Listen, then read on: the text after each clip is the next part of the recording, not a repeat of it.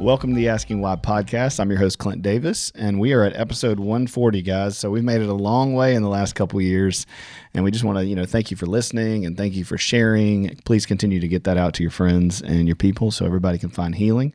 Today we have Nick Prefontaine on, and Sonny, my assistant, put me on to you, Nick, and your story and your Oxford Talks and some of the things you've been doing. And I'm just so excited to get to introduce you to our listeners. So Nick is a 3 times best-selling author, and he was named the top motivational speaker in 2022 by Yahoo Finance. He's a speaker and a founder and CEO of Common Goal. And so, man, I don't want to spoil it, so I want you to kind of tell your story, but welcome. Hey, Clint, I've been, as we were talking a little bit offline, I've been looking forward to this all week, so I'm happy to be here. It's awesome, man. Well, tell us, kind of about your adventure when you were 14 and what led to all this stuff. It was certainly an adventure. You definitely hit it on the head there. So, my adventure, if you will, starts when I was in 8th grade at ski club with my friends. So, going to the mountain, my friends and I, unlike the rest of the class, had brought our gear onto the bus so we could get ready right there. And everyone else was just having fun, going to ski club, and we were serious. So we got ready on the bus. We got to the mountain, and the rest of the class migrated inside, but not us. We were ready to go. We headed right for the chairlift, and going up, Clint, we noticed that on the chairlift, that is, we noticed that it was a little icy because it had been raining so earlier in the day. People were wiping out everywhere.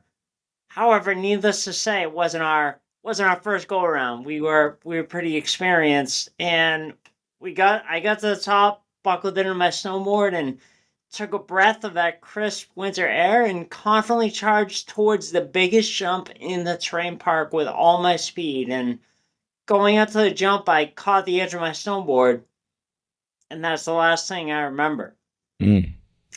So I learned that later. I learned that I went off the jump. I was forced to go off the jump, and I landed on my head. I wasn't wearing a helmet, and there were several things about that day that really I attribute to being here today with you and your listeners and your audience, and be able to share the story with everyone. So the first thing was, even though I didn't have a helmet on, I had the pair of goggles that I wore had a lot of padding on them. So I wasn't wearing them, but they had a lot of padding on them. So I later learned that not only did they brace my initial impact, as I continued to hit my head and continued to roll down the mountain, my goggles cushioned each blow. They mysteriously moved with each blow to protect me. Basically, between my head, they were the only thing between the ice and my head. So they wanted to bring a helicopter to the mountain. The second thing, they wanted to bring a helicopter to the mountain to rush me to the hospital. And they couldn't because it was too windy. So they had to send in an ambulance.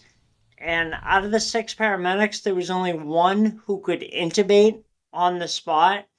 And I needed that to be able to breathe. And fortunate for me, he was one of the paramedics that showed up to the mountain that day. Wow. So there's still several things that I really can't explain still to this day about that day and about the accident.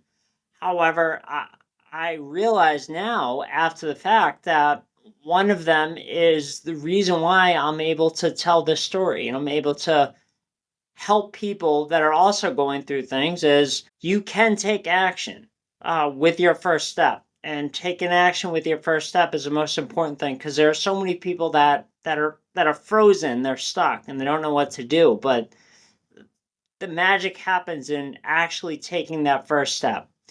So once I got to the hospital, I was out, Clint. I was in a coma, unable to communicate with anyone in the intensive care unit, and the doctors would come into my room to share progress updates with my parents and on how I was doing. And as you can imagine, not so positive, not so positive, not so positive every time they came in. The first time they came in and they went to share with my parents what had happened, my mom stopped them and she said, no, no, not in front of him, because she understood that even though I was in a coma, I was still taking in information. So she made the doctors step outside their room. And then once they were outside the room, that's where the doctors shared with my parents that I probably wasn't going to be able to walk, talk, or eat on my own ever again. Oh, So even they said even if I was able to come out of my coma, there was a good chance that I would need 24-hour care for the rest of my life. And my parents didn't accept this like a death sentence, like so many patients do. They took the information, thanked the doctors, and then this, because I didn't hear it, because it didn't get through to me, this allowed me to treat it like any other situation. So I was in a coma for 3 weeks. I really don't remember a month because it was a partially induced coma. A month later, after my accident, when I was first getting my wits about me, if you will, and I was really starting to formulate what had happened and start to do some of the exercise and everything, it just allowed me to treat it like any other situation because I didn't hear all the noise out from whether I was in a coma or not, them saying what I could or couldn't do. So it just allowed me to treat it like any other situation, which is I got up, did the best that I could, and I kept getting better every day. And it was around this point that I started unknowingly to use a system to not only make a full recovery, but run out of the hospital. And that's the STEP system.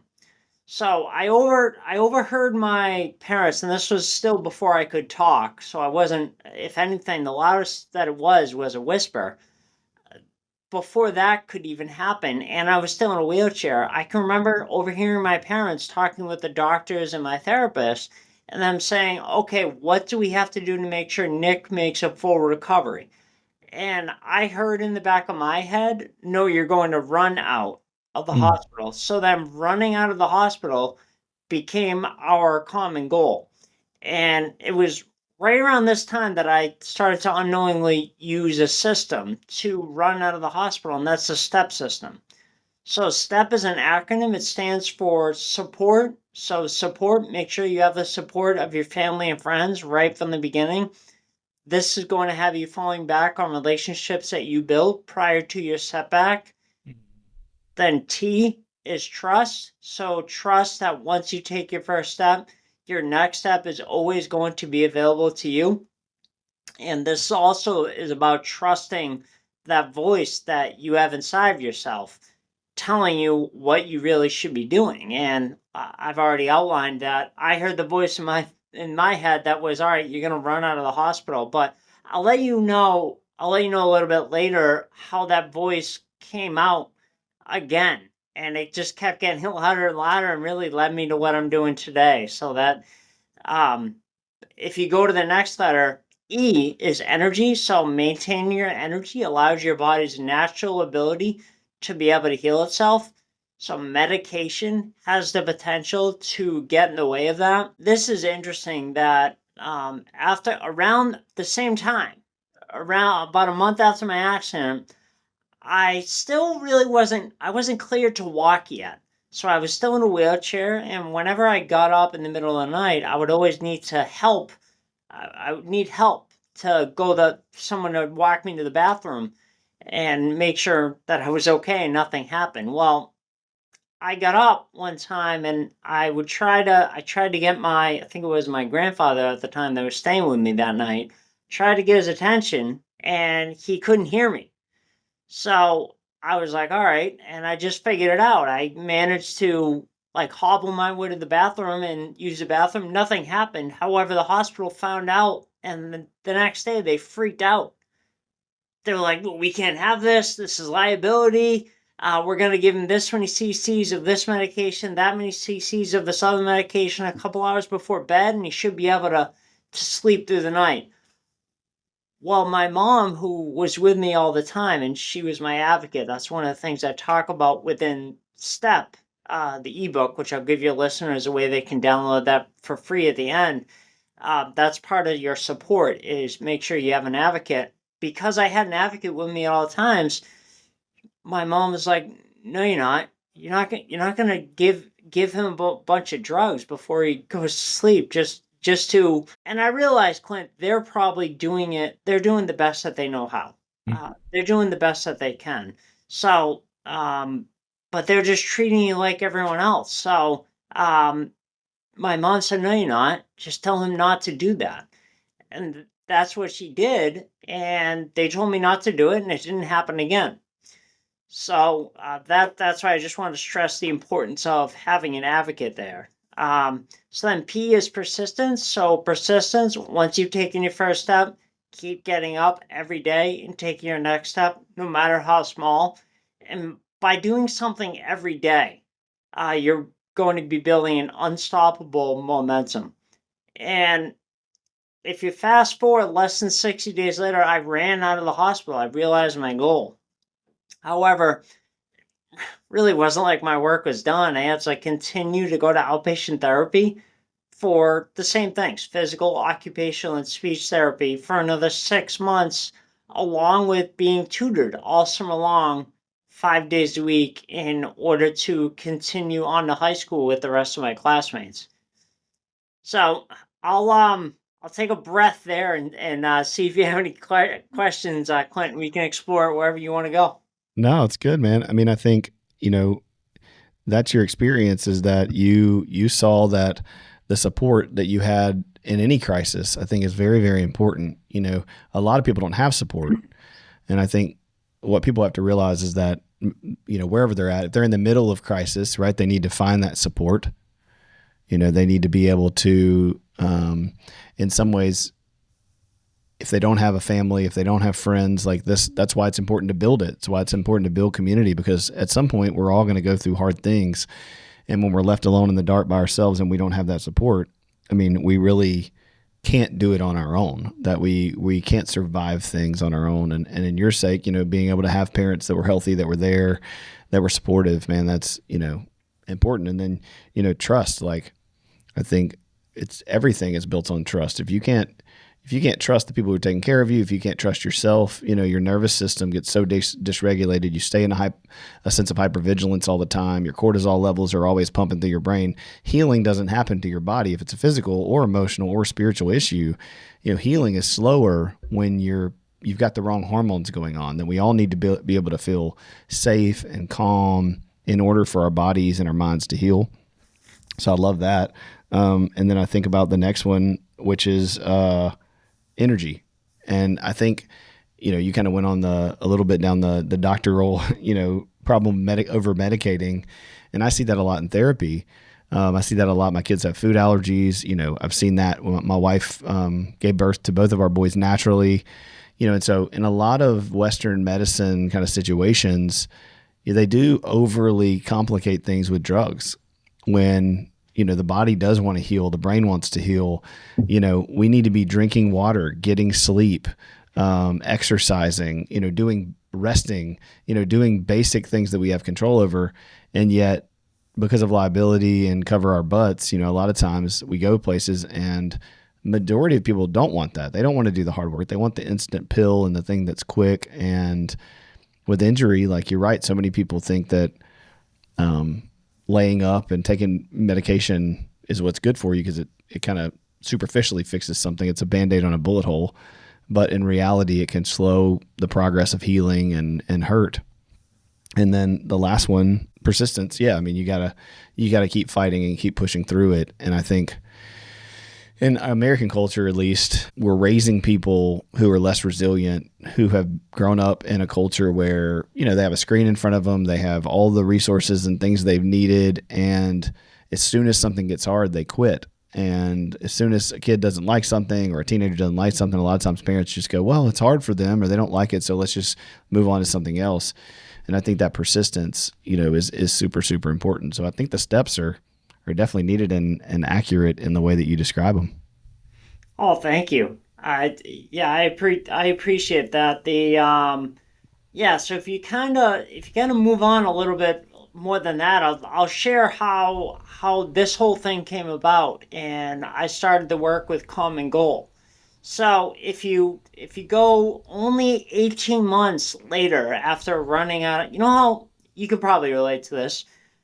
The when you're younger, when you're like middle school, high school age, time is compressed. So if you think like 6 months, 12 months, 18 months down the line, that's like a light year away. That's light years away. However, now looking back on it, that's 18 months is not a lot of time. So, Yeah, yeah. um, Especially you said, how long did you say that for the injury until you were running out of there?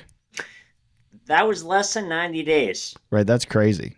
Yeah, that was less. And when I was in it, it felt like a lifetime Oh, I bet. because anyone who's been through any kind of trauma can relate to that. Going through it when you're in it, it can feel like a lifetime.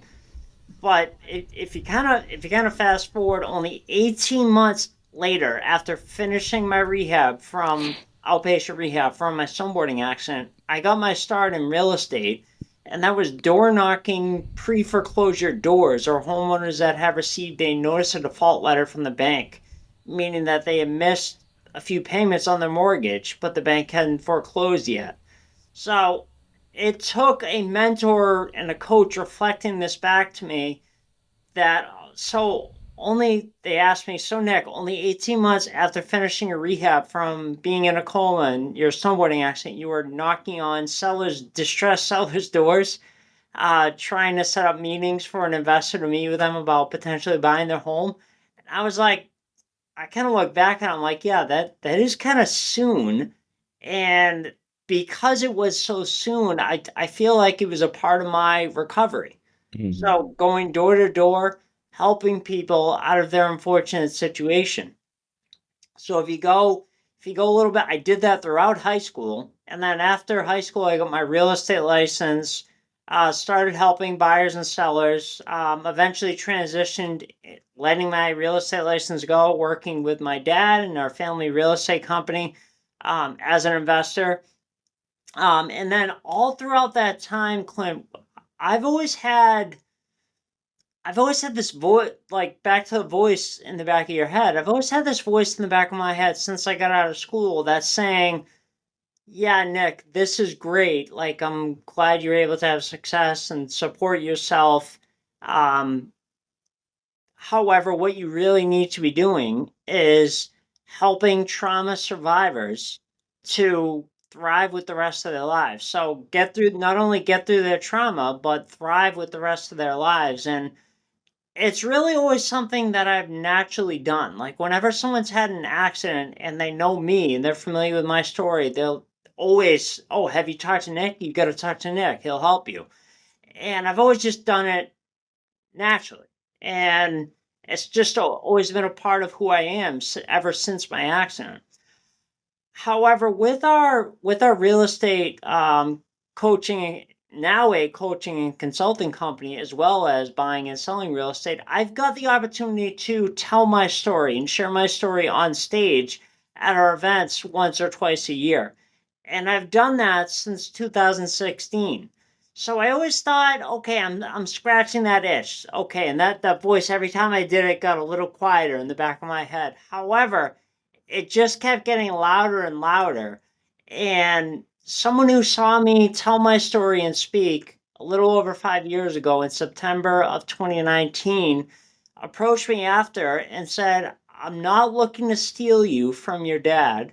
However, if you're ever looking to fine tune your message and bring it to another level, I can introduce you to a few coaches and mentors and help you get started.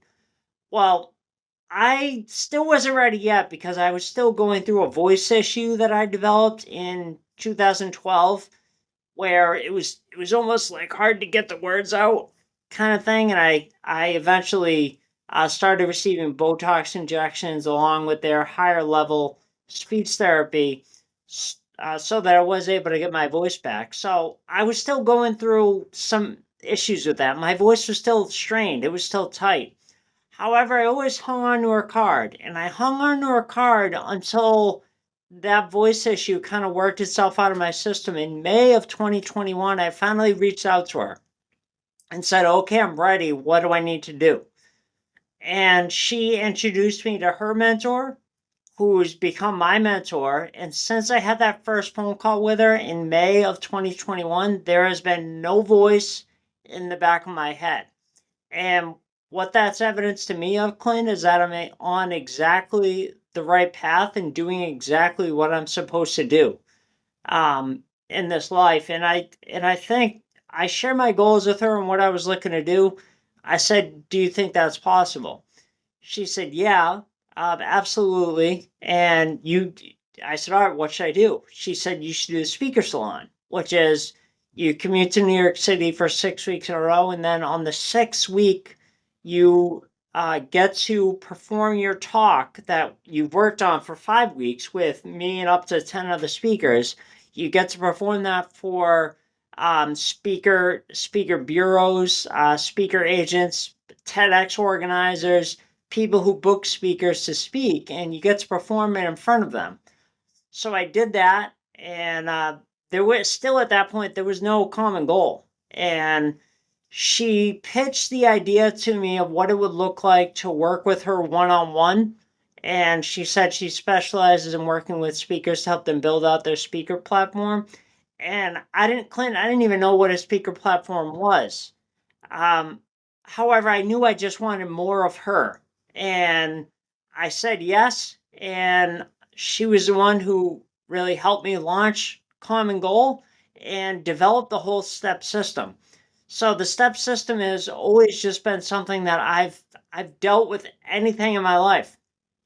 So she asked me when we were working together one on one in January of 2022, okay, so you have this story, you got in your snowboarding accident, then you were in a coma and you ran out of the hospital. How'd you do it? I said, I don't know. I just got up every day and kept working. I did what was in front of me every day. And she's like, no, not good enough.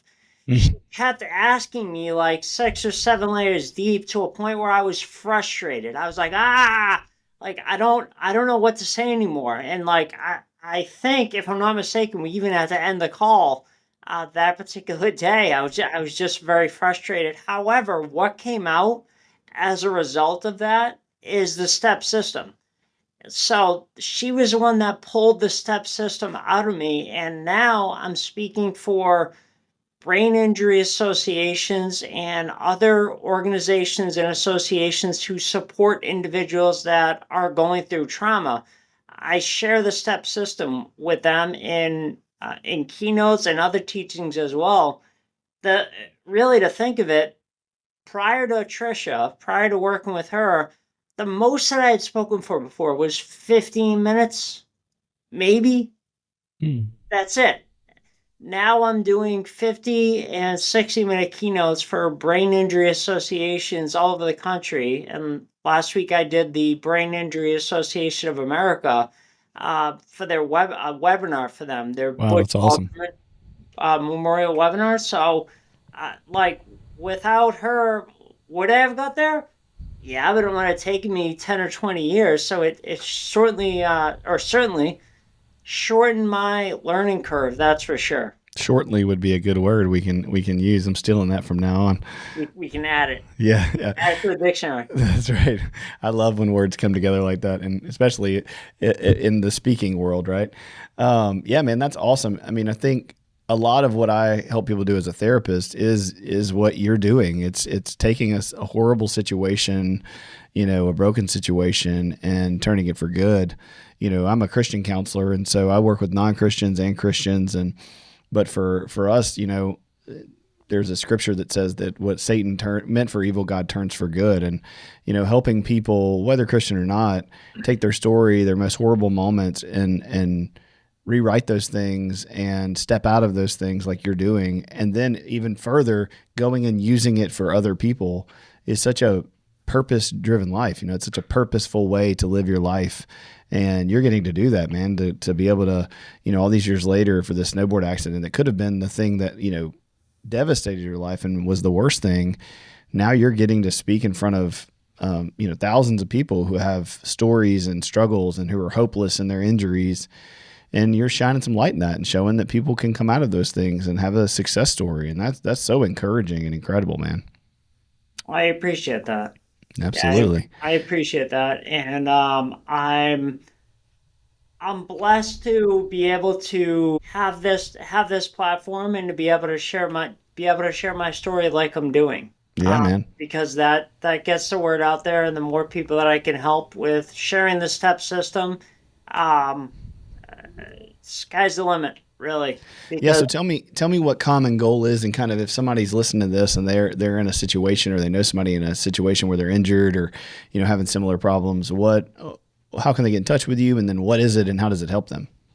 sure. So common goal, if you caught it in my story, so the name came from okay, what's our after my accident? And I heard the doctors talking and my parents that all right, what do we need to do to make sure Nick makes a full recovery? And I heard in my head that no, you're gonna run out of the hospital. So then our common goal became running out of the hospital, and what we were meeting for every week. All right, is this getting Nick closer to his common goal?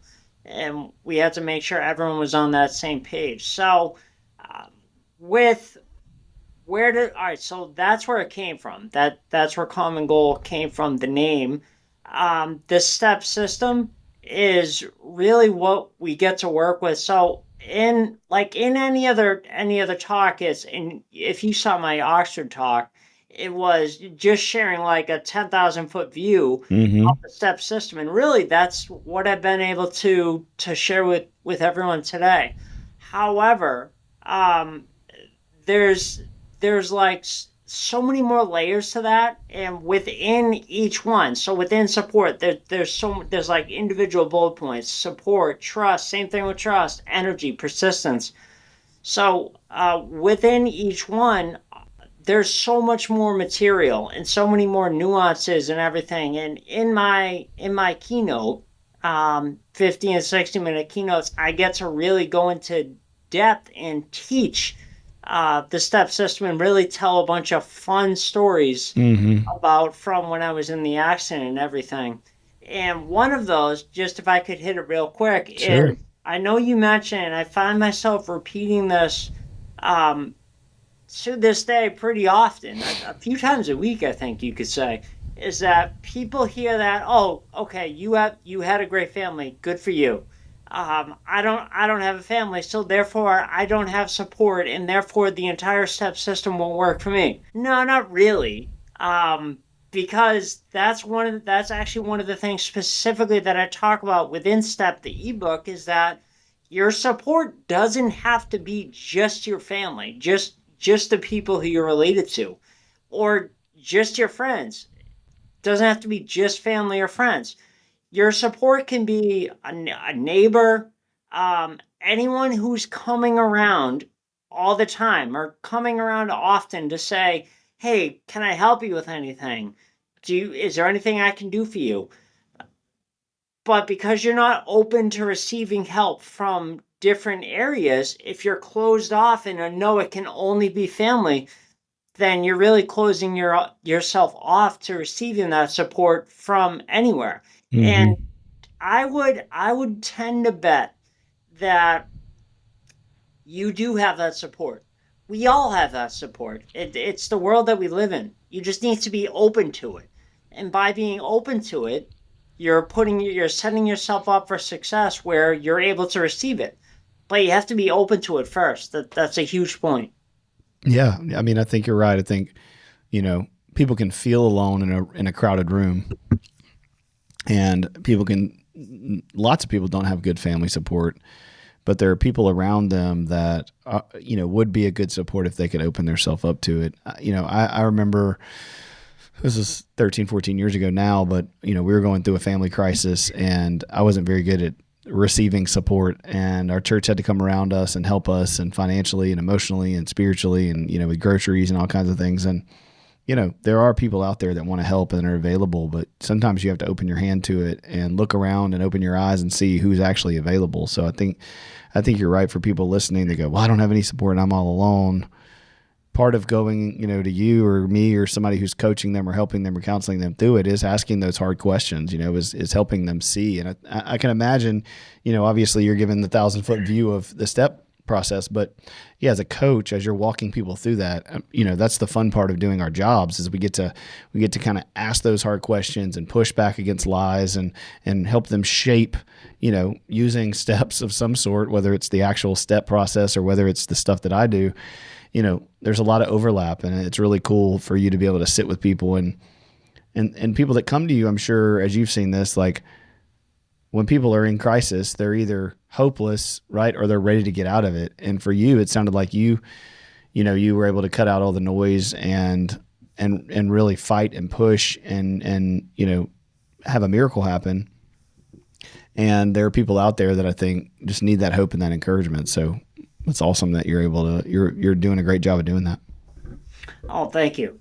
I appreciate that. And like I was talking about, I just wanted to keep it kind of broad, kind of open, and we could go anywhere where you had questions or you wanted me to shine some light on, which could really help the audience and Yeah, absolutely. help your listeners. So, well, I think it's very encouraging for people to know that people that go through hard things, that there are practical things they can do. I think sometimes therapy and like advice is so ambiguous, like that it's like these big pictures that, breaking it down and walking people through what was beneficial to you. And then I'm sure now you've walked, hundreds of people through it. And so do you have any kind of recent encouraging stories where people have used STEP and you've seen some kind of miraculous or awesome like healing or growth?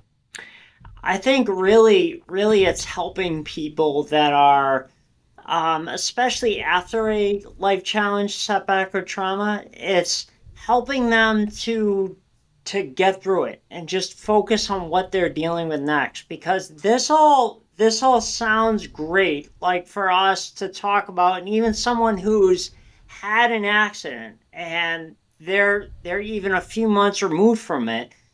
It sounds like something that you can institute in your life, and that's absolutely the case.